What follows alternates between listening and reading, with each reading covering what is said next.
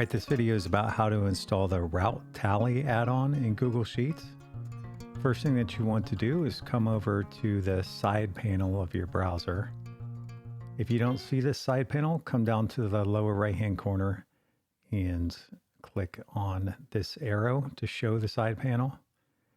And then you come up, click on the plus button that says Get Add-ons when you hover over it, and then search for RouteTally.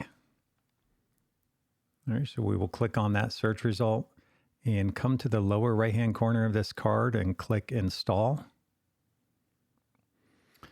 It will ask to confirm your Google account, so select the one that you're going to be using it with. Click Continue.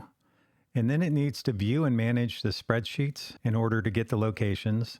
It connects to an external service, which is really just a Google database to store your email address so we can manage your subscription if you do subscribe to the extra features. And then it wants to see your country, language, and time zone so that it can use maps correctly. All right, so we will click Allow. It's been installed, and here we go. So we will close that. And the icon now will show up in your side panel, and when you click it, RouteTally is ready to use.